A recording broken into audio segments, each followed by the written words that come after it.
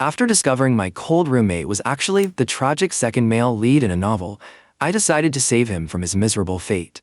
So naturally, I told everyone he was gay. It seemed like a solid plan at the time. The female lead didn't believe me, of course. Her eyes narrowed suspiciously as she asked, "Oh, really? Then does he have a boyfriend?" My heart sank. My mouth, on the other hand, decided to go rogue. "Yes," I said through gritted teeth. "I'm his boyfriend." The female lead's expression twisted, and she finally backed off. I turned around, proud of my quick thinking, only to see my roommate, Jake, leaning casually against the doorframe. His lips curled into a slow, amused smirk. "Good evening, boyfriend," he said. Caught red-handed. My first lie, and it was to the person himself. I wanted the floor to swallow me whole. "Look," I started, defeated. "I can explain." Jake folded his arms, eyebrow raised. "Please do." So I did. Or at least, I tried. "Here's the thing," I said, fumbling for words. "You're actually the tragic second male lead in a book. If you fall for the female lead, you'll end up, well, destroyed." Jake stared at me. Then he sighed and gave me that pitying look people reserve for lunatics and lost puppies. "Keep making things up," he said dryly. Great. No one believed me. "I'm serious," I protested, snatching the book off my desk. But when I shoved it in his face, Jake just looked at it blankly. He couldn't see the words at all. Panic fluttered in my chest. "Okay, fine. Maybe it's jealousy," I blurted. "I was jealous people liked you, so I ruined your reputation on purpose." Jake's gaze sharpened. "Harming others while harming yourself? Not buying it." I groaned. "All right, fine. Then maybe I like Emma and wanted to sabotage you." He blinked once. "That story's full of holes." That was it. I threw up my hands. "You know what? Forget it. You won't believe anything I say, anyway." I turned to leave, but Jake grabbed me by the collar. "You ruined my reputation and think you can just walk away?" His voice was low, dangerous. "Not happening." I'd had enough. I said all this to save him, and he had the nerve to act like the victim. My frustration boiled over. "Fine," I snapped. "You want the truth? I'll tell you the truth." I looked him dead in the eye, my voice shaking with anger. "I've had a crush on you for ages, Jake. I didn't want to see you with someone else. I wanted to keep you all to myself. Surprise. I'm actually a twisted person who's madly in love with you." I finished with a triumphant, bitter laugh. That should disgust him enough to end this conversation once and for all. "Enough, Jake," I muttered. "Let go of my collar." But instead of recoiling, Jake looked away. A faint cough escaped him. For the first time, I noticed the tips of his ears turning red. His voice stayed calm, but his fingers fidgeted nervously at his side. "So," he said slowly, "you like me? Good to know. But I'm not easy to get. You'll have to work for it." What? He believed that? Out of everything I'd said, that was the one thing he believed? From that day on, Jake started acting strange. When I asked him to grab lunch with me, he hesitated for exactly 2 seconds before agreeing. When I invited him to class, same thing, 2 seconds of hesitation, then a quiet nod. Then came the basketball game. Jake hated basketball. Too much contact, too much chaos, too many memories of high school drama he didn't like to talk about. But when I casually asked if he wanted to come along, he paused 1, 2, and nodded again. "Okay," he said simply. At the court, the air smelled of sweat and adrenaline. That's when I noticed the guy on the opposing team, Ryan, the male lead from the book. I didn't recognize him at first, but Jake did. His entire demeanor shifted, sharp, focused, almost predatory. He played with uncharacteristic aggression, a lone wolf on the attack. It didn't take long for the other team to target him. They kept blocking him, cutting off his routes, swarming him like sharks. I couldn't just stand there and watch. So I stepped up, coordinating with him, slipping past defenders and passing him the ball. We scored another point, and I couldn't resist flashing a cocky grin at the other team. "Let's go again," I called, running toward Jake. Just then, someone on the opposing side shouted, "Ryan, pass the ball over here." And that's when everything started to go wrong. I froze. Who? Ryan? The male lead? The one destined to bankrupt Jake? I glanced across the court, my stomach twisting. Sharp jawline, cold expression, piercing eyes, everything about him screamed villain. Jake got the ball again, shooting me a look that clearly said, "Catch it." I pretended not to see. David, catch. Jake shouted, frustration creeping into his voice. I ignored him and bolted the other way. Score? Lost. But I didn't care. Winning or losing didn't matter. Keeping the male lead off Jake's back did. I thought I'd bought us a little safety. I was wrong. The chaos escalated faster than I could breathe.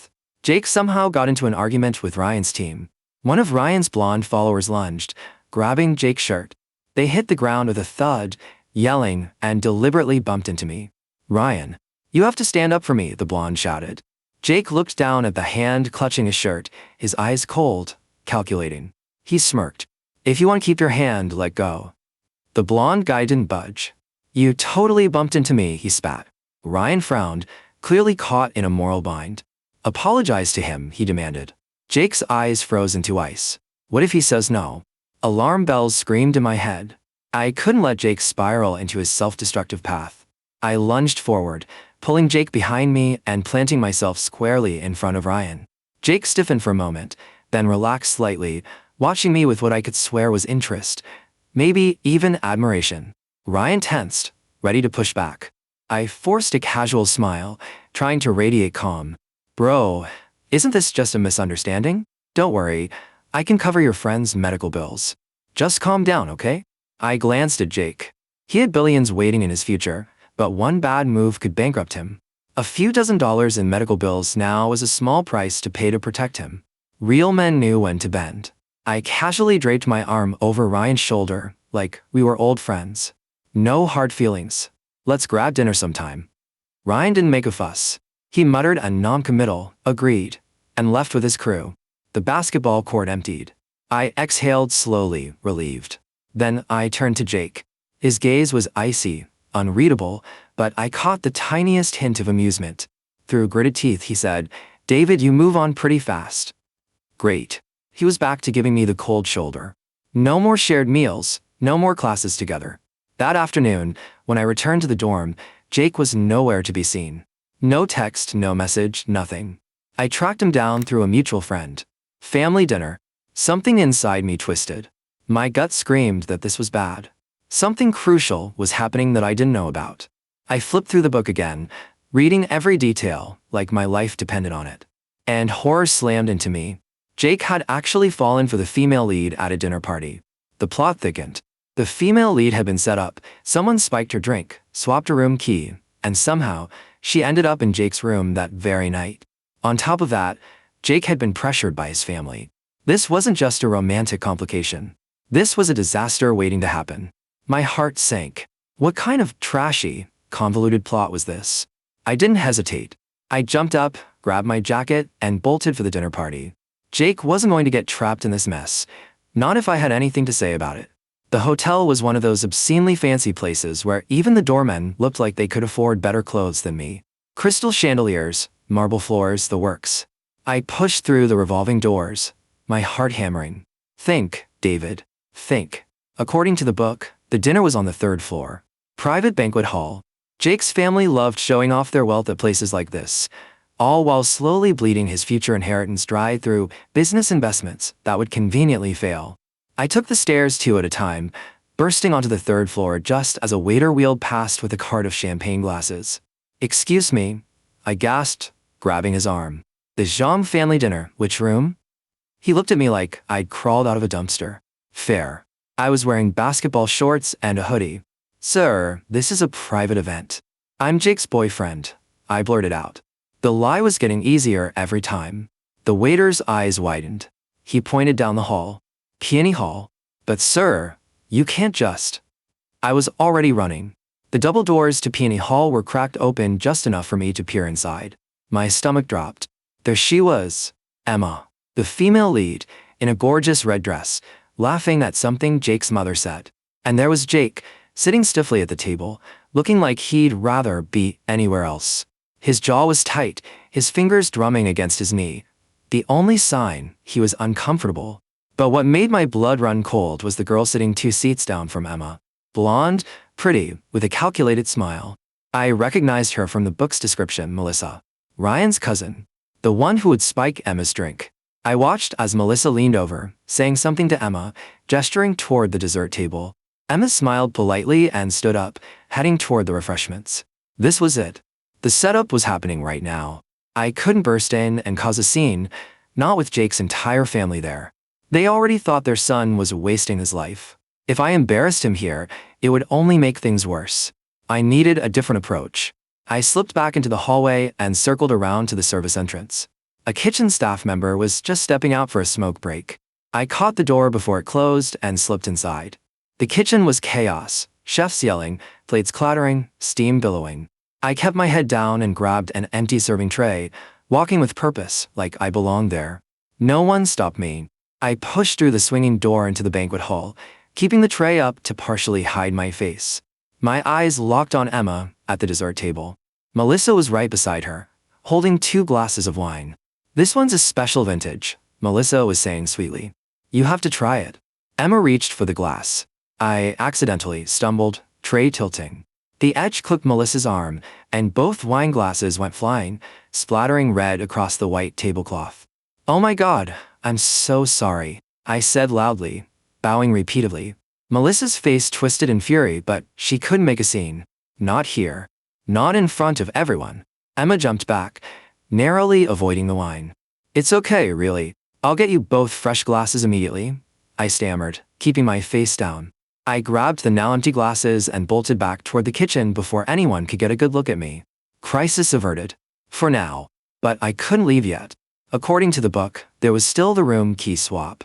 Melissa would slip Emma a key card to what Emma thought was her own room, but it would actually be Jake's. I ditched the tray and snuck back out into the main hallway, positioning myself near the coat check where I could watch the banquet hall entrance. The minutes dragged by like hours. I checked my phone, paced some more. What if I'd gotten the timeline wrong? What if Melissa had already given Emma the key? What if? The doors to Peony Hall swung open. Guests started filtering out, laughing and chatting among themselves. I pressed myself against the wall, scanning faces. There. Emma emerged, looking slightly flushed from the wine she'd actually managed to drink. Her red dress caught the light as she paused to say goodbye to Jake's mother, a severe woman with sharp cheekbones and an even sharper gaze. "Thank you so much for inviting me, Mrs. Zhang," Emma said with a graceful smile. "Of course, dear. We should do this again soon." Mrs. Zhang's tone was warm, but her eyes were calculating. I'd read enough of the book to know she was evaluating Emma as potential daughter-in-law material. In the original story, she'd approve of Emma right up until the scandal broke and she'd turn on her viciously. I waited until Mrs. Zhang disappeared back into the banquet hall, then shifted my attention back to Emma. That's when I saw her. Melissa, blonde hair perfectly styled, gliding up to Emma with the practiced ease of a predator. "Emma, there you are." Melissa linked arms with her, like they were old friends. "I'm so glad we got to chat tonight. You're even lovelier in person than Jake described." Emma blushed. "Oh, he talked about me?" My stomach churned. The manipulation was already working. Of course. He couldn't stop. Melissa steered Emma toward the elevators. "Listen, I'm staying here at the hotel tonight. My room is on the 8th floor. Are you staying over too?" The family reserved several rooms for guests. "Oh, I didn't realize. I drove here, so I was planning to head home." "Nonsense. It's late, and you had wine. Stay the night. I'll have the front desk set you up with a room." Melissa pulled out her phone, typing rapidly. "There we go. You're all set." They stopped near the elevator. I crept closer, hiding behind a massive decorative vase. Melissa reached into her designer clutch and pulled out a key card. "Here. Room 807. You're right next to me. I'm in 809. If you need anything, just knock." Emma took the card, looking touched. "That's so sweet of you. Thank you, Melissa." "Of course. What are friends for?" Melissa's smile could have lit up the entire hotel. "I'll see you in the morning. We can grab breakfast together." They hugged, and Melissa sashayed away toward the elevators. Emma stood there for a moment, looking at the key card, then pulled out her phone. I held my breath. Was she going to verify the room? Check with the front desk? She typed something quickly, probably texting a friend, then pocketed her phone and headed for the elevators. No. I needed to stop her, but how? If I approached her directly, she'd think I was stalking her. If I caused a scene, I'd embarrass Jake's family. If I called the front desk, they wouldn't believe some random college student claiming there was a room key conspiracy. The elevator dinged. Emma stepped inside. I made a split-second decision and sprinted across the lobby, jamming my arm between the closing doors. They bounced open with a harsh ding. Emma startled, pressing herself against the elevator wall. Her eyes widened in recognition. What, David? I stepped inside, breathing hard. Emma, listen. Are you following me? Her voice went cold immediately. This is insane. First you tell everyone Jake is gay, and now you're stalking me. I'm not stalking you. I need to talk to you about that key card. She clutched her purse protectively. How do you even know about, you know what, I don't care. Get out. Emma, please. That key card Melissa gave you. Get out. The elevator started moving upward. I jabbed the emergency stop button. The elevator lurched to a halt, and Emma stumbled. What the hell, David? Just give me 30 seconds. Please. I held up my hands in surrender. That room key isn't for your room. It's for Jake's room. Melissa is setting you up. Emma's expression shifted from anger to disbelief. You've lost your mind. I know how this sounds. Do you? Because it sounds like you're so obsessed with Jake that you're willing to harass me in an elevator and make up conspiracy theories. I'm not making this up. Melissa is Ryan's cousin. She's doing this too. To what? Embarrass me? Ruin my reputation? Emma laughed bitterly. Why would she do that? I barely know her. We just met tonight. Because Ryan is going to. I stopped myself. How could I explain that Ryan, the perfect golden boy male lead, was actually going to use this scandal to destroy Jake's business reputation and steal his inheritance? It sounded insane even to me. Emma crossed her arms. Because Ryan is going to what? I ran a hand through my hair, frustrated. Look, I can't explain everything right now, but you have to trust me. If you go to room 807, Jake will be there. And it's going to look really bad for both of you. So, what if Jake is there? We're adults. We can talk. But I saw the hesitation in her eyes now. The doubt creeping in. It's not just talking. There will be photos. People will assume things happened that didn't happen. Your reputation will be destroyed, and so will Jake's relationship with his family. Emma studied my face for a long moment. Why do you care about my reputation? I do, but... I fumbled for words. I care about Jake. And this will hurt him. Right. Because you're madly in love with him. Her tone was mocking, but there was something else underneath. Curiosity, maybe. Yes, I said firmly. At this point, leaning into the lie was easier than trying to explain the truth. Emma sighed and pressed the button to restart the elevator. It lurched back into motion. Fine. I'll verify the room number with the front desk. If you're lying to me... I'm not. If you're lying to me, she continued, voice hard, I'm filing a restraining order. Got it. Got it. The elevator reached the lobby, and Emma stepped out, walking purposefully toward the front desk. I followed at a distance, heart pounding. She spoke to the clerk, showed her ID. The clerk typed something, frowned, typed again. Then she looked up at Emma with an apologetic smile and said something I couldn't hear from where I was standing. Emma's face went pale. She turned slowly and looked at me. I couldn't read her expression. She walked back over, movement stiff. The clerk said, I don't have a room reserved. The only Zhang family room on the 8th floor is 807, registered to Jake. Emma? She held up a hand. I believe you. About the room, at least. She pulled the key card from her purse and stared at it like it might bite her. But I don't understand why. Why would Melissa do this? It's complicated. Then uncomplicated. Because right now, the only thing I know for sure is that you're either telling the truth about this setup, or you're the one who orchestrated it. Her eyes bore into mine. Which is it, David? Before I could answer, my phone buzzed. A text from the friend who'd told me about Jake's dinner. Dude, where are you? Jake's looking for you. He seems pissed. My blood ran cold. If Jake was looking for me, that meant he'd left the dinner early. Which meant he was probably already in his room. Which meant, we need to go. Now. I grabbed Emma's arm and pulled her toward the elevators. What? Where? Room 807. Jake's room. But you just said. I know what I said, but if Melissa's plan is already in motion, we need to warn Jake before someone takes pictures or spreads rumors. The elevator ride to the 8th floor felt like it took an eternity. Emma kept glancing at me, clearly torn between believing me and thinking I was insane. When the doors opened, we rushed down the hallway. Room 807 was at the end, near the emergency exit. I raised my hand to knock, but Emma pushed past me. Let me. If anyone should explain this mess, it's me. She knocked twice. No answer. Jake, she called. It's Emma. Are you in there? Still nothing. Emma looked at the key card in her hand, then at me. Should I? No. Don't use that card. It'll look premeditated. I pulled out my phone and called Jake. It rang. And rang. Then, from inside the room, I heard the faint sound of a ringtone. He was definitely in there. Jake. I pounded on the door. Open up. It's David. Finally, I heard movement. Footsteps. The lock clicked, and the door swung open. Jake stood there in nothing but a towel, hair wet and dripping, water still beating on his shoulders. His eyes widened slightly when he saw both of us standing in the hallway. David. His gaze shifted to Emma. Emma? What are you? It's not what it looks like, Emma said quickly, holding up her hands. Jake's expression hardened. He looked at me, and something cold and hurt flickered across his face. Really?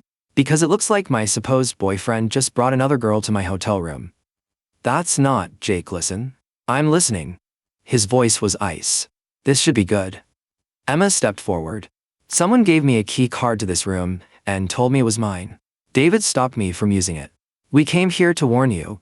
Jake's eyes narrowed. Who gave you the key? Melissa. Ryan's cousin. At the mention of Ryan's name, Jake's entire demeanor shifted. His jaw clenched, and his hand tightened on the doorframe. Ryan. It's a setup, I said urgently. They're trying to create a scandal. If Emma had used that key card and walked in on you, or if someone had seen her going into your room, my family would disown me, Jake finished quietly. He looked at Emma. And your reputation would be destroyed. Emma nodded, looking shaken. Jake was silent for a long moment, processing. Then he stepped back and opened the door wider. Both of you. Inside. Now. We exchanged a glance, but obeyed. Jake closed the door behind us and locked it, then moved to the windows and closed the curtains. Sit, he ordered, gesturing to the couch. We sat. Jake disappeared into the bathroom and emerged a moment later, wearing a t-shirt and sweatpants. He sat across from us in an armchair, studying us both with an unreadable expression. Start from the beginning, he said. And don't leave anything out. The hotel room suddenly felt very small. Jake sat across from us, arms crossed, eyes sharp. He pulled on clothes, but his hair was still damp, making him look younger somehow. More vulnerable. It was a strange contrast to the cold authority in his voice. Well, he prompted. Emma glanced at me. I could see the question in her eyes. How much do we tell him? The truth was I had no idea. In the original book, Jake never learned about the setup until it was too late. He'd walked into his room to find Emma there, already photographed by Melissa's accomplice, and by morning, the photos were everywhere. His family accused him of being reckless. Emma's reputation was shredded, and Ryan, the perfect male lead, had swooped in to protect Emma from the scandal, which only made Jake look worse in comparison. It was the beginning of Jake's downfall. But now, we'd changed the story. We'd stopped it before it could start. The question was, what came next? David. Jake's voice cut through my thoughts. I'm waiting. Emma spoke first. Your family invited me to dinner tonight. I thought it was just a casual thing, getting to know each other better. But afterward, Melissa approached me and offered me a hotel room for the night. She said it was already reserved, that your family had set it up for guests. Did you see any paperwork? Confirmation number? No. She just handed me a key card and told me the room number. Jake's jaw tightened. And you believed her? Why wouldn't I? Emma's voice rose defensively. She was nice to me all evening.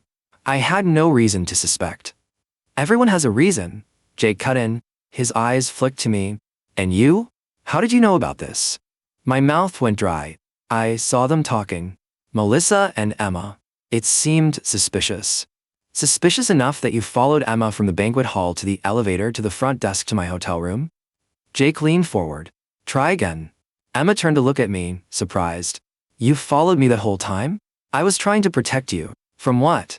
You didn't even know for sure there was a setup until I checked with the front desk. She had a point. Jake stood up and walked to the window, pulling the curtain aside slightly to peer out into the night. David has a habit of making up stories. Earlier this week, he told everyone I was gay. Then, he told me I was a character in a book. He glanced over his shoulder at me. Now he's claiming Ryan and his cousin are conspiring against me. It's quite a pattern. The book thing was true, I muttered. Was it? Because I couldn't see a single word on the pages you showed me. Emma frowned. Wait, what book? Doesn't matter. Jake let the curtain fall and turned to face us fully. What matters is figuring out what's really going on. If Melissa did set this up and that's still a big if, then we need to know why. It's because of Ryan, I said. You keep saying that, but you haven't explained what Ryan has to do with any of this. I hesitated. How could I tell Jake that his childhood friend turned rival was destined to destroy him? That in the original story, Ryan would systematically dismantle Jake's inheritance, steal his business contacts, and leave him bankrupt and alone? Ryan is in love with Emma, I said finally. It was the simplest explanation, and at least partially true. Emma blinked. What? No, he's not. We barely know each other. He's interested in you, I corrected. I saw the way he looked at you during the basketball game. And if Melissa is his cousin, it makes sense she'd want to help him. Help him by sabotaging me? Emma shook her head. That's insane. Why not just ask me out like a normal person? Because you're interested in Jake, I said. The room went silent. Emma's face flushed red. That's not. Isn't it? Jake's voice was quiet, but there was an edge to it. My mother invited you to that dinner for a reason, Emma. She's evaluating you as a potential match for me. I know that, Emma said, voice small. But I wasn't trying to. Weren't you? Jake moved closer, and I saw Emma shrink back slightly. Not in fear, but in something else. Awareness. You've been in 3 of my classes this semester. You always sit in the front row. You ask questions about the material I'm interested in.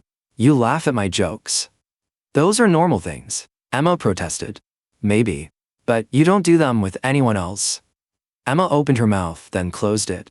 She looked down at her hands. I felt like I was intruding on something private.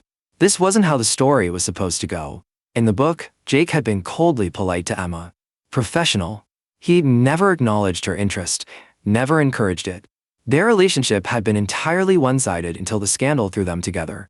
But this version of Jake who'd been acting strange ever since I confessed my feelings was different. More direct. More aware. So what? Emma said finally, looking up. So, what if I'm interested in you? That doesn't explain why someone would try to set us up to be alone in a hotel room together. Scandal, Jake said simply. If photos of you entering my room late at night got out, both of our reputations would be damaged. You'd be labeled as easy, desperate. I'd be labeled as reckless, inappropriate. My family would see it as proof that I'm not responsible enough to handle the family business. And Ryan would be there to comfort Emma afterward, I added. To protect her from the aftermath. He looked like the hero. Jake nodded slowly, while I'd look like the villain. It would drive a wedge between our families. Ryan's father has been wanting to buy out my father's shipping company for years. If my family loses faith in me, he trailed off, but the implication was clear. Emma hugged herself. This is insane. People don't actually do things like this in real life. This is like something out of a... She stopped, eyes widening. She looked at me. A book. I finished for her. You're serious. You're actually serious about the book thing. I told you I was. Jake made an impatient sound. Whether it's a book or not doesn't matter. What matters is that someone tried to manipulate us tonight, and we need to figure out our next move. Our next move? Emma asked. You think this ends here?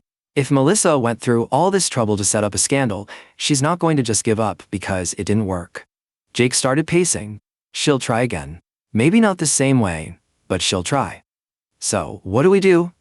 I asked. Jake stopped pacing and looked at me.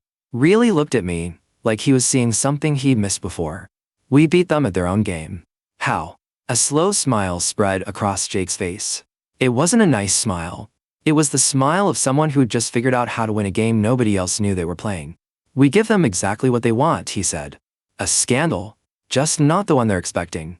Absolutely not, Emma said immediately. Hear me out, Jake continued, that calculating look still in his eyes. No. Whatever you're thinking, the answer is no. Emma stood up from the couch. I've had enough drama for one night. I'm going home. Jake moved to block the door. Sit down, Emma. Excuse me? Please, he added, though it didn't sound much like a request. Just listen to what I have to say. Then, if you still want to leave, I won't stop you. Emma glanced at me, but I had no idea what Jake was planning either. I shrugged helplessly. With a heavy sigh, Emma sat back down. Fine. Talk. Jake returned to his chair, leaning back with his fingers steepled. Here's the situation. Melissa and Ryan tried to create a scandal tonight. They failed. But as I said, they'll try again. Next time, we might not be lucky enough to stop it. So, what's your plan? I asked. We can't just hide forever. No. We can't. Jake's gaze shifted between Emma and me. But we can control the narrative. Right now, they think we're clueless. They think Emma doesn't know about the setup, and they think I'm completely unaware of their scheme. That gives us an advantage. What kind of advantage? Emma asked warily. We stage our own scandal. One that makes their plan useless. Emma shook her head. I'm not going to ruin my reputation just to spite some people I barely know. You won't have to, Jake said, because the scandal won't involve you at all. There was a pause. Then Emma's eyes widened with understanding. Oh no. You're not seriously suggesting. David already told everyone I'm gay, Jake said calmly, and that he's my boyfriend. All we have to do is make it look real. My heart stopped. What? Jake turned to me, and there was something unreadable in his expression. You wanted to save me from my tragic fate, right? From falling for Emma and getting destroyed by Ryan. Yes, but then this is perfect. If everyone believes I'm in a relationship with you, Emma becomes irrelevant to their plan. There's no scandal to create between her and me, because I'm already taken. Ryan can't use her to manipulate me. Melissa's entire scheme falls apart. It made a horrible kind of sense. And yet, this is insane, I said. You want us to fake date? For real this time? It's not that different from what you've already been doing. Following me around, telling people we're together, getting jealous when I talk to other people. Jake's lips quirked up. All you have to do is keep doing what you've been doing, just more publicly. I haven't been jealous, I protested weakly. No? Then, why did you run away during the basketball game when Ryan showed up? Why did you pull me behind you and offer to pay his friend's medical bills? That was to protect you. Exactly. You've been protecting me. Jake leaned forward. So keep doing it. Protect me from this too. Emma was watching our exchange with growing fascination. You two are insane. Both of you. Probably, Jake agreed. But it'll work. David makes a scene, plays the devoted boyfriend. I play along. We make it just convincing enough that people believe it, but not so over the top that it's obviously fake. And what about me? Emma asked. Where do I fit into this brilliant plan? You play the jilted almost girlfriend. You're disappointed that Jake turned out to be gay, but you're gracious about it. You move on. You're above the drama. I am above the drama, Emma said flatly. Which is why I'm not participating in this ridiculous scheme. Melissa gave you a key card to my room, Jake reminded her. Even though we stopped you from using it, she knows she gave it to you. If she's smart, and I think she is, she's going to claim you came to my room anyway. It's your word against hers. Emma's face paled. She wouldn't. There's no proof. There doesn't need to be proof. Just rumors. And once rumors start, Jake shrugged. You know how fast gossip spreads on campus. I watched Emma's internal struggle play out across her face. She knew Jake was right. Even if nothing had happened, even if she hadn't used the key card, Melissa could still spread the story that she had. And without any counter-narrative, people would believe it. So, you're saying I need you two to fake date to protect my reputation? Emma asked slowly. I'm saying we all need each other right now. You need us to provide a reason why the scandal isn't real. We need you to corroborate our story. It's mutually beneficial. Mutually beneficial, Emma repeated, laughing without humor. Is that what we're calling this? Jake stood and walked to the minibar, pulling out 3 bottles of water. He handed one to Emma and one to me, then cracked open his own. Look, I'm not thrilled about this either.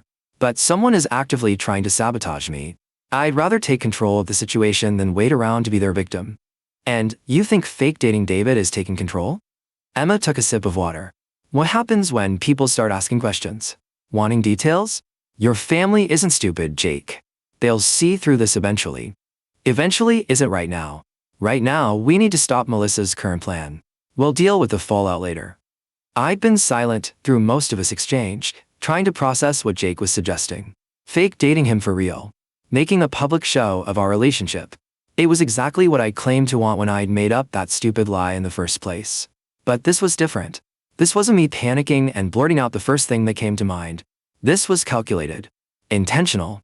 And Jake was right, it could work.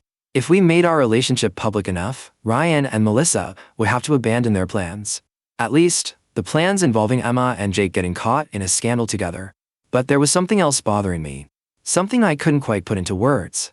Jake, I said slowly, why are you really doing this? He looked at me, eyebrow raised. I just explained. No, I mean, why this way? There are other options. You could report Melissa to hotel security. You could confront Ryan directly. You could tell your family what happened. All of which would require proof we don't have. It's my word against Melissa's. And my family. Jake's expression darkened. My family isn't exactly on my side lately. They think I'm wasting my potential. If I come to them with some conspiracy theory about Ryan's cousin trying to sabotage me, they'll think I'm paranoid. Or worse, that I'm making excuses for my own failures. There it was. The real reason. Jake didn't trust his own family to protect him. In the book, his family had been the first to turn on him when the scandal broke. They'd seen it as proof that he was irresponsible, unworthy of the family legacy. And Jake, proud and stubborn, had refused to defend himself. He'd let them believe the worst. It had been the beginning of his tragedy. Okay, I said quietly. I'll do it. Emma's head snapped toward me. David. I'll fake date Jake. Publicly. Whatever it takes to stop Melissa and Ryan. Jake's expression softened slightly. Not a smile, but something close. Thank you. But, I continued, holding up a finger. I have conditions. Conditions? Jake crossed his arms. You're not exactly in a position to negotiate. Neither are you. You need me for this to work. I took a breath, organizing my thoughts. First condition, we tell Emma everything. And I mean everything. About the book, about your tragic fate, about Ryan bankrupting you in the future. She deserves to know what she's getting into. Emma looked between us, confused. What are you talking about? What book? It's complicated, I said. But you're right. If we're going to do this, we need to trust each other. And trust starts with honesty. Jake was silent for a long moment. Then he nodded. Fine. What else? Second condition, this ends when the threat ends. Once we're sure Melissa and Ryan have backed off, we stage a breakup. Clean and simple. Agreed. And third, I hesitated. This was the big one. No lying to each other. Not about the important stuff. If something happens, if the plan changes, if one of us wants out, we have to be honest about it. Jake studied me, and I couldn't read what he was thinking. Finally, he extended his hand. Deal. I shook it. His grip was firm, warm. Emma stood up, rubbing her temples. I can't believe I'm about to say this, but I'm in too. Whatever insanity you two are planning, count me in. But I want to know everything. Starting with this book David keeps mentioning. Jake and I exchanged a glance. Right, I said. The book. So, how do I explain this? I pulled out my phone and opened the reading app where I'd first found the novel. The screen still showed the title, The Heir's Redemption. But when I tried to hand the phone to Emma, she frowned. I don't see anything. It's just a blank screen. What? No, look. I turned the phone back to face me. The text was still there, clear as day. It's right here. Chapter 1. The Young Master's Fall. It's all about Jake's life, his family, his... David, Jake interrupted. She can't see it. Just like I couldn't see the physical book you showed me. But why? Why can only I see it? Emma's eyes widened with realization. You're not from here, are you? I mean, not from this world. This story. I stared at her. How did you? Because this is all too convenient. Too perfectly timed. You show up in Jake's life right before the scandal that would ruin him. You know things you shouldn't know. You can see a book that no one else can see. Emma sat back down, looking at me with new eyes. You're from the real world. And somehow you ended up here, in this story. The silence that followed was deafening. Jake looked at me. Really looked at me, like he was seeing me for the first time. Is that true? I wanted to deny it. To laugh it off as another one of my crazy theories. But Emma was right. And if we were going to trust each other, if we were going to do this properly? Yes, I said quietly. I'm not from here. I don't know how I got here or why. But I woke up one day and I was here, living in a dorm room with you, attending classes I don't remember signing up for. And I had this book, this novel, that told me everything that was going to happen to you. What was going to happen to me? Jake's voice was carefully neutral. You were going to fall in love with Emma. There was going to be a scandal. Your family would disown you. Ryan would systematically destroy